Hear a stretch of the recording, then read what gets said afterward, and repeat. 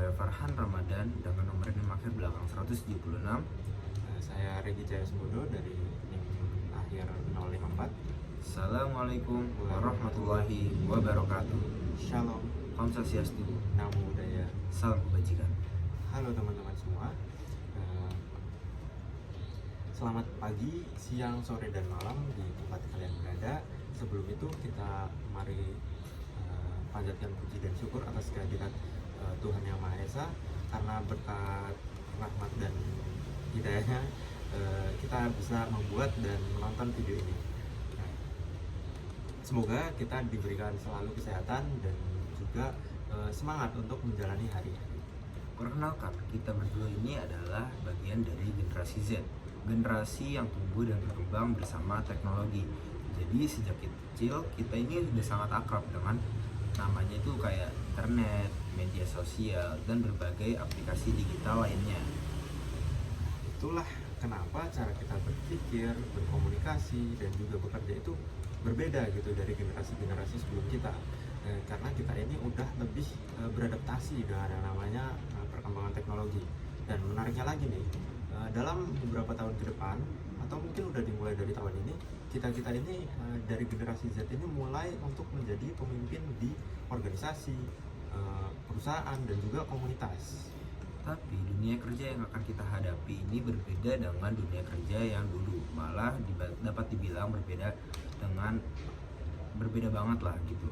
Jadi teknologi ini terus mengubah segalanya, dan oleh karena itu kita harus siap untuk menghadapi tantangan sekaligus peluang yang nantinya akan datang. Ya, mari kita mulai dari contoh yang sederhana dan juga mungkin terasa banget lah. Nah, itu tuh salah satunya fleksibilitas dalam bekerja. Nah, generasi-generasi sebelum kita ini kan orang-orangnya lebih biasa kalau bekerja itu berangkat jam 9, pulang jam 5 sore. Mereka itu terbiasa untuk bekerja di kantor ataupun di tempat kerja-kerja mereka. Namun kita dengan memanfaatkan teknologi ini, kita itu bisa yang namanya bekerja tidak langsung tatap muka gitu. Kita bisa menggunakan teknologi ini untuk bekerja secara lebih fleksibel, dimanapun, kapanpun, dalam situasi apapun. Kita itu bisa work from home, work from cafe, maupun kita lagi traveling nih, lagi liburan pun kita bisa sambil bekerja. Ya, jadi di generasi kita penilaian pekerjaan itu gak cuman dari berapa lama kita duduk di depan laptop ataupun komputer, tetapi di generasi kita seberapa berhasilnya pekerjaan itu dapat dilihat dari hasil akhirnya, seperti itu. Oleh karena itu banyak kantor atau perusahaan yang menerapkan sistem hybrid ataupun remote, karena ini dapat dianggap lebih fleksibel dan juga efisien. Nah, lalu soal kolaborasi nih, kita tentu udah biasa lah soal kolaborasi secara daring ini, secara menggunakan teknologi ini. Contohnya pas kita COVID-19 kemarin, pandemi itu, kita kalian teman-teman semua pasti pada belajar dari rumah kan. Nah, itu kita pasti belajar dengan kerjasama tim apapun lainnya, itu kita secara daring. Itu kita memanfaatkan teknologi seperti Google Meet, Zoom Meeting, Classroom, dan juga WhatsApp. Nah, di sini itu nanti kita di dunia kerja juga akan begitu, apalagi di masa yang akan datang kita pasti akan lebih fleksibel lagi, kita akan lebih bisa bekerja dari mana aja kan. Jadi di sini tuh kita bisa yang namanya multitasking gitu, dimana kita bisa menjalankan dua pekerjaan sekaligus. Seperti misal kita di kantor lagi senggang gitu, kita bisa yang namanya ngambil job sampingan seperti freelance, kita mengambil klien dari luar negeri dan lain sebagainya. Itu memanfaatkan teknologi.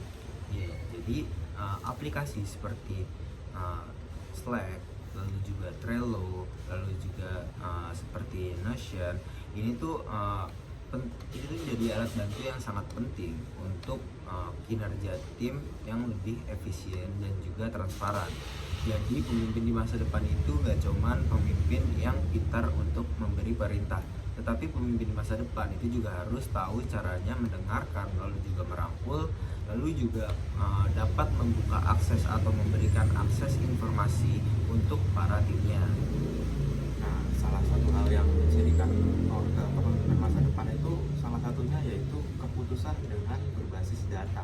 Nah, pemimpin itu di masa depan nggak boleh yang namanya ngomong itu asal ceplos aja gitu. Jadi kita harus semuanya serba analisis terlebih dahulu data. Kita membuat suatu keputusan, membuat suatu manajemen itu kita harus tahu bagaimana sumber daya manusia kita itu mampu atau enggak gitu.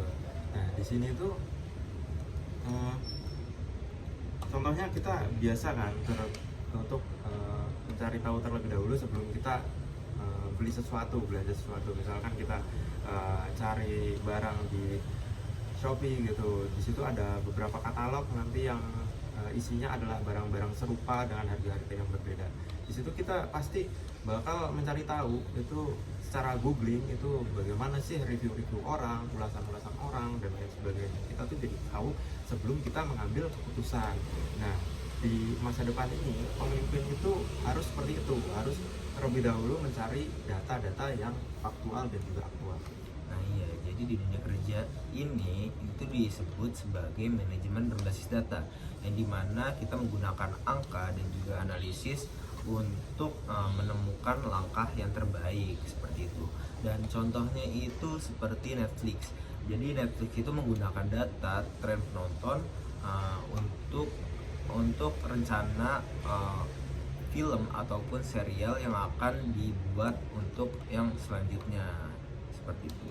Nah, tapi ada nih satu hal yang patut diwaspadai.